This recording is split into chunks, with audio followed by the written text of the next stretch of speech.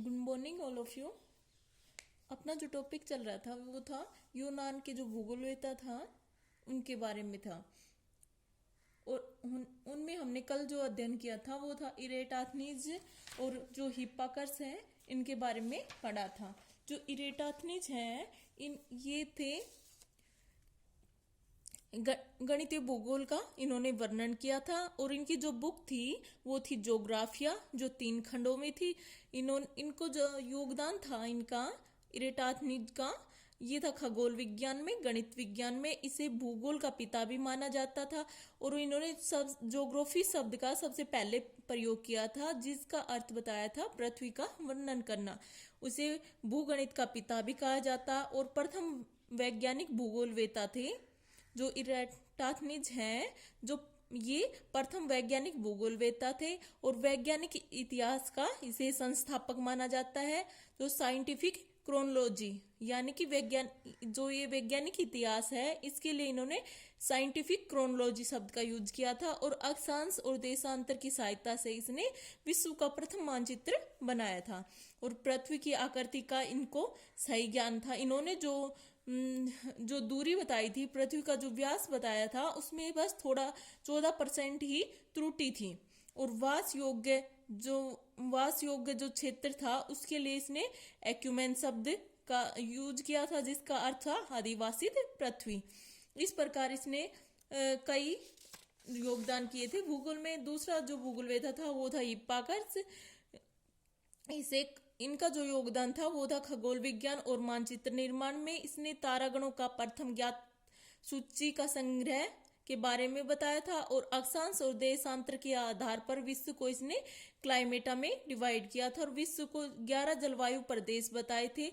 और व्रत को इसने 360 डिग्री में विभक्त किया था। और विषुवत रेखा है, इसको इन्होंने वृद्धवर्त बताया था। और इसने जो एस्ट्रोलैब का आविष्कार किया था। और इसने जो त्रिविम जो पृथ्वी का आकार था, पृथ्वी के त्रिविम स्वरूप को इसने द्विविम स्वरूप में प्रदर्शित किया था। और इसके लिए इसने स्टीरियोग्राफिक और ऑर्थोग्राफिक का प्रयोग किया था। और इसने जो हिप्पाकर्स है, इसने जो विषुव था इक्विनोक्स के बारे में बताया था कि जो पृथ्वी है इसका जब जैसे पृथ्वी विषुवत रेखा पर जब सूर्य चमकता है तो दिन और रात बराबर होते हैं, तो वो स्थिति क्या होती है, विषुव की स्थिति होती है, जो कब होता है 21 मार्च और 23 सितंबर के दिन रहती है। जो अगला भूगोलवेत्ता है वो है पोसिडोनियस।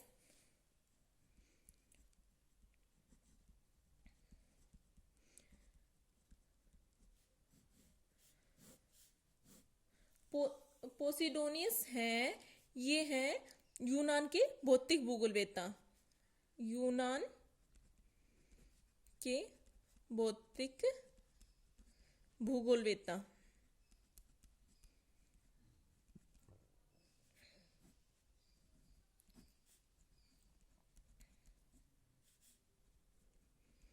और इनकी जो रचना है इनकी द ओशियंस।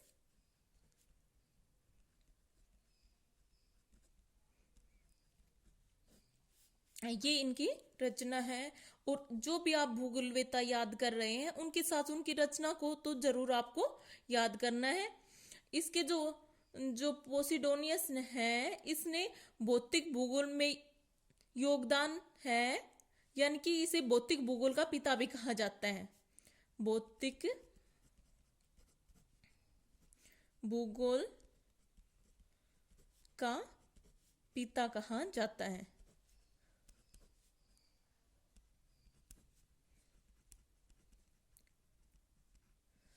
और ये पहले विद्वान थे जिसने महासागरों की गहराई को ज्ञात करने का प्रयास किया था। गहराई को ज्ञात करने का महासागरों की।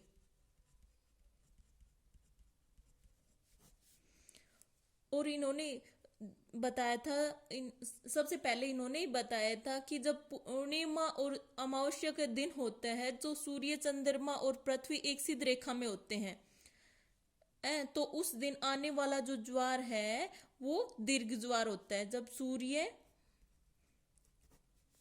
चंद्रमा और पृथ्वी, ये आप जब भौतिक भूगोल पढ़ोगे ना तो उस ज्वार बाटा का जो टॉपिक आता है तब इसमें डिटेल से बताया जाएगा। तो उसमें जब होता है ना, जो सूर्य, चंद्रमा और पृथ्वी जब एक सी तो सीजीगी की स्थिति बनती है, और इस दिन ही सबसे बड़ा ज्वार आता है जिसे दीर्घ ज्वार या बसंत ज्वार, स्प्रिंग टाइड कहा जाता है। तथा जो प्रथम व अंतिम ये आता है, जो स्प्रिंग टाइड आता है, ये कब आता है? पूर्णिमा और अमावस्या के दिन। पूर्णिमा व अमावस्या के दिन स्प्रिंग टाइड आता है, यानी दीर्घ ज्वार आता है। और जब प्रथम व अंतिम चतुर्थांश में सूर्य, चंद्रमा और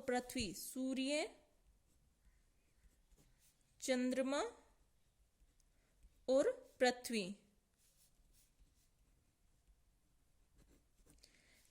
ये जब समकोणिक स्थिति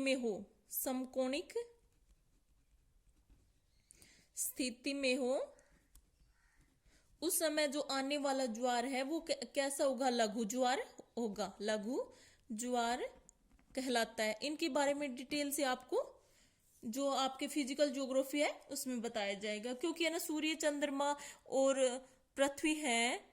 जैसे कि ज्वार भाटा आता है, आपका जो टॉपिक आएगा ना ज्वार भाटा, उसमें आपको अच्छे से बताया जाएगा। ज्वार भाटा आता है जब ये तीनों सिद्ध में होते हैं, यानी पृथ्वी जब बीच में है, सूर्य और चंद्रमा इसके साइड में है, तो यहाँ सूर्य का बल लगेगा और चंद्रमा का बल लगेगा, तो जो ज्वार की स्थिति होती है वो दीर्घ ज्वार होती है। और जब सूर्य, चंद्रमा और पृथ्वी समकोणिक यानी ये समकोण पर बन जाते हैं, मतलब तो ये एक इनका जो समकोणिक स्थिति के कारण जो ज्वार आता है वो लघु ज्वार कहलाता है।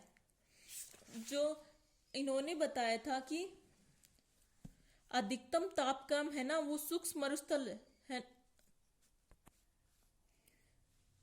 पोसिडोनियस ने बताया था कि जो अधिकतम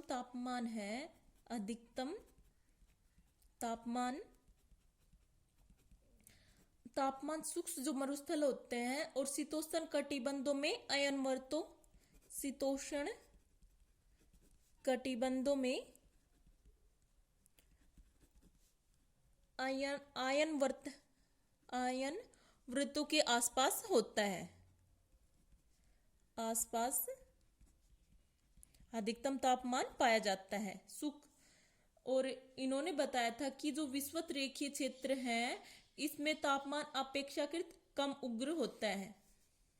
विषुवत रेखीय क्षेत्रों में तापमान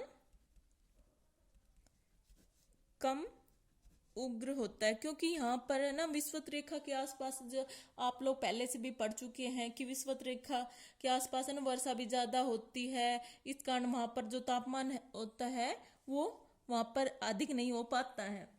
और जो अगले भूगोलवेत्ता हैं वो है हिप्पोक्रेटस।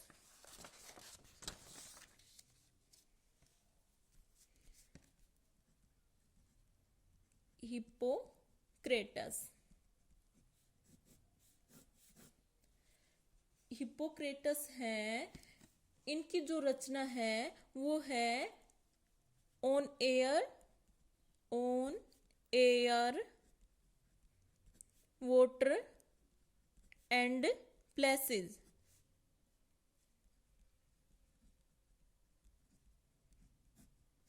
ये हिप्पोक्रेटस की रचना है और इनको जलवायु विज्ञान का पिता कहा जाता है। जलवायु विज्ञान का पिता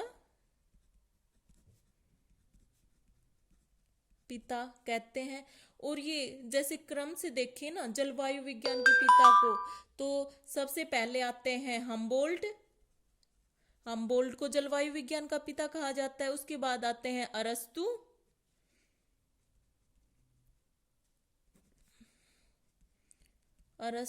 और उसके बाद आते हैं हिप्पोक्रेटस, जिसे जलवायु विज्ञान का पिता कहा जाता है। और इसने जो जलवायु का मानव के ऊपर प्रभाव को स्पष्ट किया है, और यह मानव भूगोलवेत्ता था।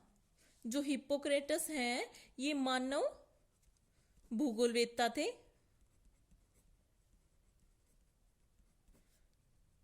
तथा नियतिवादी विचारक था। नियतिवादी विचारक था, यानी कि नियतिवादी विचारक के अंतर्गत आता है। जैसे कि इन्होंने प्रकृति को ही सब कुछ मान, जो नियतिवादी थे, आगे इसके बारे में नियतिवाद के बारे में पढ़ेंगे। जो नियतिवादी हैं वो प्रकृति को सर्वोपरि मानते थे, और जो मनुष्य है उसको महत्व को उसको कम ध्यान देते थे, यानी कि प्रकृति ही सब कुछ करने वाली है, इसे ही सर्वे सर्वा माना जाता था। जो अगला भूगोलवेत्ता है वो है प्लेटो।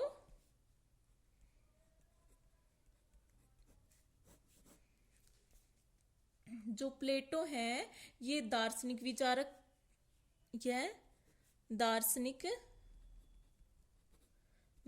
था,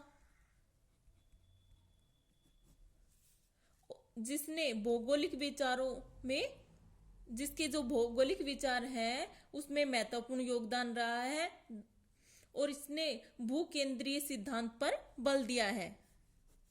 भूकेंद्रीय सिद्धांत पर बल दिया है। और जो पृथ्वी है वो अपने अक्ष पर घूमती है, और सूर्य तथा अन्य पिंड है इसके चारों ओर चक्कर लगाते हैं। ये सबसे पहले किसने बताया है? जो भूकेंद्रीय जो सिद्धांत है इसमें यही कहा गया है कि जो पृथ्वी है, पृथ्वी अपने अक्ष पर घूमती है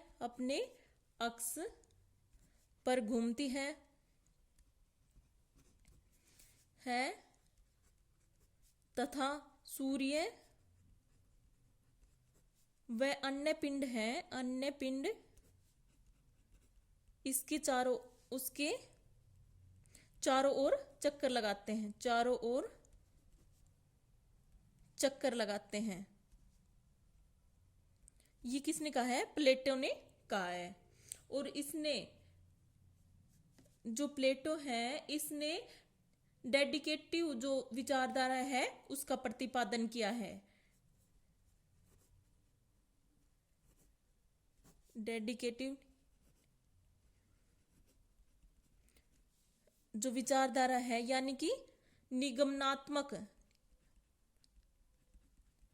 विचारधारा का इसने प्रतिपादन किया है, जिसके अनुसार जो तर्क द्वारा सिद्धांतों की रचना होती है, तर्क द्वारा सिद्धांत बताए जाते हैं, यानी सामान्य से विशेष की ओर, सामान्य से विशेष की ओर होती है।